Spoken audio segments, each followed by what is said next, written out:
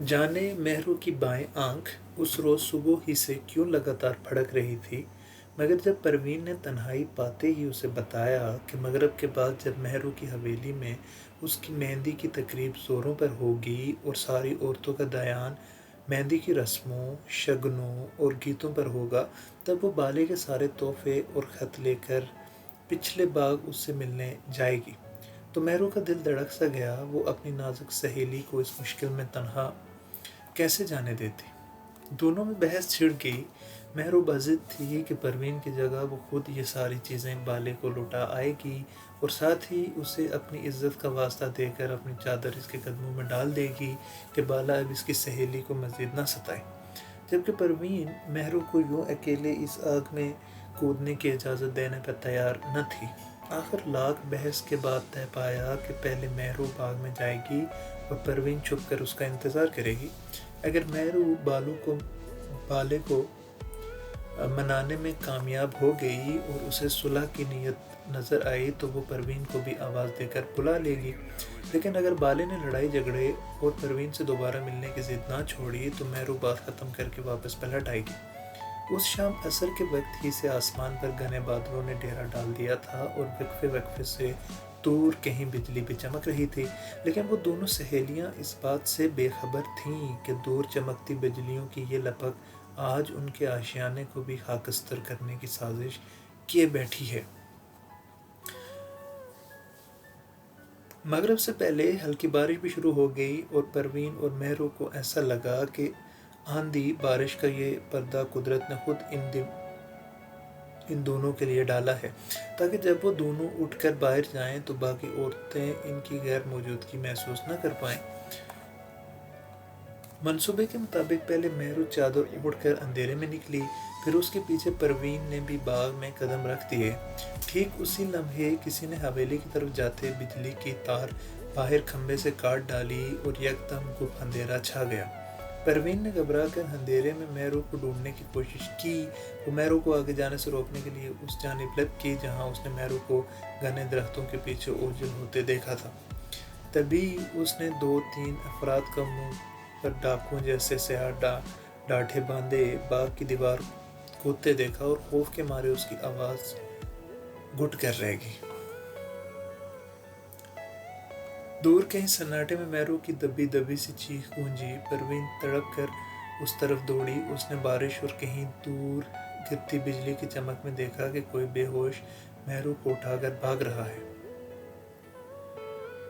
وہ گنتی میں کل 3 تھے جو پروین کے رونے چلانے سے پیشتر ہی مہرو کو اٹھائے دیوار چھلانگ کر ویرانے میں کہیں اوجھل ہو گئے۔ دوسری طرف شاید حویلی یا باغ کے چوکیداروں میں سے کسی نے ڈاکوؤں کو دیوار پھلانگ کر بھاگتے دیکھ کر شور مچا دیا۔ حویلی میں ایک کورام برپا ہو گیا۔ کچھ دیر تو سبھی یہ سمجھتے رہے کہ شاید کچھ اناڑی چور اندھیرے کا فائدہ اٹھا کر شادی والے گھر سے سونا چاندی لوٹنے پچھلی جانب سے اندر ٹاپے ہیں۔ پھر کسی کو خیال آیا کہ پہلے حویلی کی بجلی تو بحال کی جائے۔ یوں ہی چوروں نے اندر ٹاپنے سے پہلے باہر میدان میں لگے کھمبے سے کاٹ ڈالی تھی۔ پروین دوڑتی ہوئی دوبارہ تقریب میں پہنچی تو مہرو کی گمشدگی کا ڈھنڈورا پٹ چکا تھا۔ کسی کو پروین کے جانے آنے کی خبر ہی نہ ہو سکی تھی۔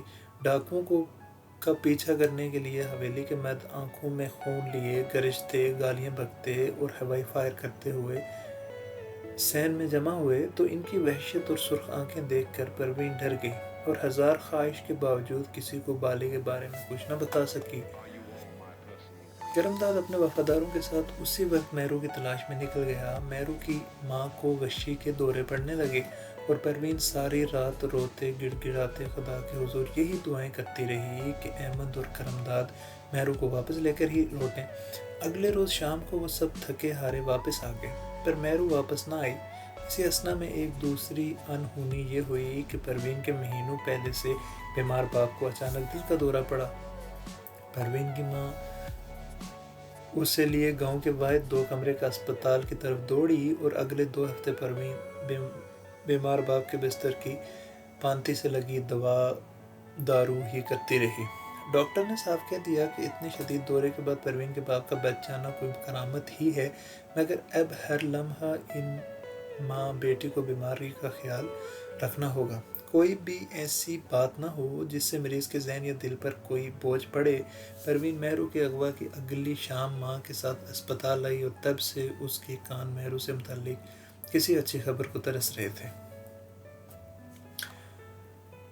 عیادت کے لیے آنے والی عورتیں حیرت اور دکھ سے پروین سے مہرو کے بارے میں استفسار کرتی ہیں کہ آخر اس اندھیری رات میں مہرو اس ویران باغ میں لینے کیا گئی تھی، اور ایسی رازداری کہ اپنی عزیز از جان سہیلی کو بھی خبر تک نہیں ہونے دی۔ گاؤں کی عورتوں کی آنکھوں میں مہرو کے لیے شک، تجسس دیکھ کر اور ان کے منہ سے گٹھیا رومانوی کہانیاں سن کر پروین کا دل کٹ جاتا۔ وہ چیخ چیخ کر مہرو کی معصومیت اور پاکیزگی کی گواہی دینا چاہتی تھی، مگر کہیں مصلحتوں کے خوف اندیشوں نے اس کی زبان پر تالے ڈال دیے۔ پولیس بھی سر پٹک پٹک کر تھک چکی تھی، اور اب تو خود مہرو کے محبوب احمد نے پروین کو یہ طعنہ دے مارا تھا کہ مہرو اس رات خود اپنی مرضی سے اپنے کسی آشنا سے ملنے ویران باغ میں گئی تھی۔ اتنی رازداری نہ برتتی تو کم از کم پروین کو تو کچھ بتا کر جاتی۔ احمد اپنے دل کا بوجھ ہلکا کرنے پروین کے گھر چلا آتا اور جلے دل کے پھپھولے پھوڑتا رہتا۔ تبھی ایک دن یہ اندوہناک خبر آئی کہ مہرو کے باپ کرمداد نے مہرو پر طعنہ کسنے کی پاداش میں کسی شخص کو قتل کر دیا ہے۔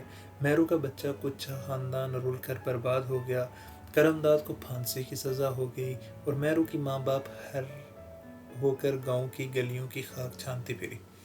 کبھی کبھی پروین کا دل چاہتا کہ وہ اپنی اس داغدار جوانی کو خود اپنے ہاتھوں سولی چڑھا دے، مگر جن کے ضمیر انہیں روزانہ دل کے گھاٹ پھانسی چڑھاتے ہوں، انہیں باہر کی سولیاں کم ہی نصیب ہوتی ہیں۔ پروین بھی زندہ رہی اور روز مہرو کو یاد کر کر کے مرتی رہی۔ اس کا بیمار باپ چارپائی سے جا لگا تھا اور اسے صرف پروین کی رخصتی کی فکر تھی۔ ایسے میں احمد ہی آگے بڑھا اور اس نے اپنی مہرو کی سہیلی کا ہاتھ اس کے گھر والوں سے مانگ لیا۔ پروین کے اندر کوئی آری سی چل گئی، مگر اس کے گھر والوں پر تو شادی مرگ طاری ہو چکی تھی۔ علاقے کے سب سے بڑے زمیندار نے ان کی بیٹی کے لیے رشتہ بھیجا تھا، خوشی تو ہونی تھی۔ پروین نے احمد کو سمجھانے کی بہت کوشش کی کہ وہ مہرو کے ساتھ یہ بے وفائی کبھی نہیں کر پائے گی کہ مہرو اس کے اندر بستی ہے۔ احمد نے جواب دیا کہ اسی مہرو کی یادیں بانٹنے کے لیے تو وہ پروین کو ہمیشہ کے لیے مانگ رہا ہے، کیونکہ صرف پروین ہی جانتی ہے کہ مہرو احمد کے لیے کیا تھی، اور اب وہ کسی تیسری عورت کو بیاہ کر اپنے گھر نہیں لانا چاہتا۔ پروین نے لاکھ سر پٹخا، مگر ماں باپ نے بھی اپنی عمر بھر کی پرورش کا حق مانگ کر اس کی زبان بند کر دی۔ یوں پروین احمد کے آنگن ڈولی اتر گئی۔ سال بھر کے بعد ایک بیٹا بھی گود میں آ گیا، مگر حویلی میں پروین کی ایک بھی رات ایسی نہیں گزری جب وہ شوہر اور گھر والوں سے چھپ کر تنہائی میں روئی نہ ہو۔ پچھلے ماہ پروین کا بیمار باپ بھی چل بسا، جس کی بیماری اور رسوائی کے خوف نے پروین کی زبان بند کر رکھی تھی۔ پروین کے دل پر اب یہ بوجھ ناقابل برداشت ہوتا جا رہا تھا، لہٰذا اس نے فیصلہ کر لیا کہ چاہے کچھ بھی ہو، کتنی ہی بڑی بربادی بدنامی اس کا مقدر بن جائے، مگر اب وہ یہ راز اپنے اندر چھپا کر نہیں رکھے گی، احمد کو سب بتا دے گی۔ اسے بس اپنے بیٹے گڈو کی پہلی سالگرہ کا انتظار تھا کہ یہ دن خیر و خیریت سے گزر جائے، کیونکہ وہ باپ بیٹے کی پہلی خوشی خراب نہیں کرنا چاہتی تھی۔ کہ احمد کے دل میں یہ دن منانے کے کہیں ارمان تھے، مگر پھر مزار میں اسے ایک مجذوب دکھائی دیا جس کی ایک بات ہی نے اس کا اندر باہر سب ہلا کر رکھ دیا۔ اسے لگا کہ یہ قدرت کی طرف سے ایک واضح اشارہ ہے کہ اب اسے اپنے گناہوں کا اقرار کر کے کفارے کے لیے تیار ہو جانا چاہیے۔ اس لیے آج وہ اس جوگی کے سامنے کھڑی اپنی ہر جرم کا اقرار کر رہی تھی، اور یہاں سے جانے کے بعد وہ خود کو اپنے مجازی خدا کی عدالت میں پیش کرنے والی تھی۔ پروین نے اپنی بات ختم کی تو وہ ہچکیاں لے لے کر رو رہی تھی۔ مزار پر ڈھلتی شام کے سائے اپنے پر پھیلا رہے تھے۔ دلوں کی اندھیری شاموں میں گل جائیں تو شامیں مزید اداس ہو جایا کرتی ہیں۔ پروین پلٹ کر جانے لگی تو میں نے اسے آواز دے کر روکا۔ تمہارے فسانے میں دوبارہ مہرو کا کوئی ذکر نہیں آیا۔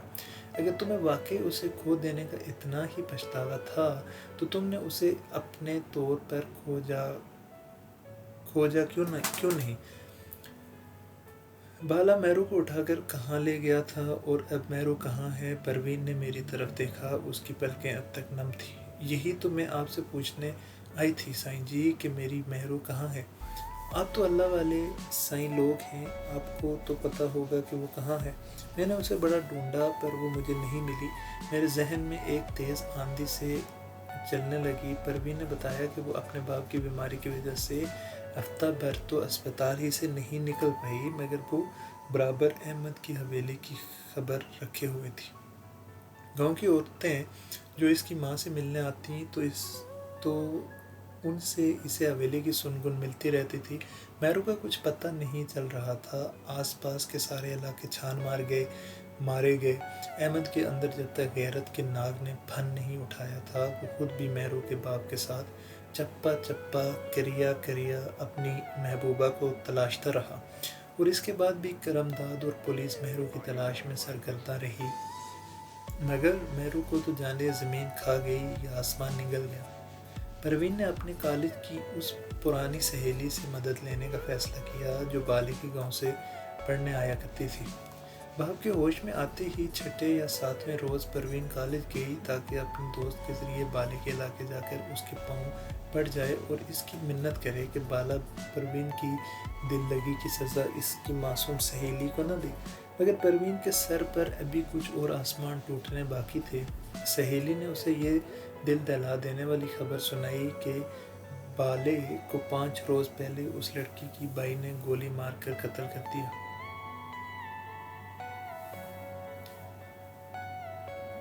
جو پچھلے دنوں بالے کی وجہ سے سارے گاؤں میں بدنام ہوئی تھی۔ پٹواری کا بیٹا گزشتہ کئی دنوں سے بالے کی طاق میں تھا، اور پھر موقع ملتے ہی اس نے اپنی غیرت کا سارا بارود بالے کے سینے میں 6 گولیوں کی صورت میں اتار کر ہی دم لیا۔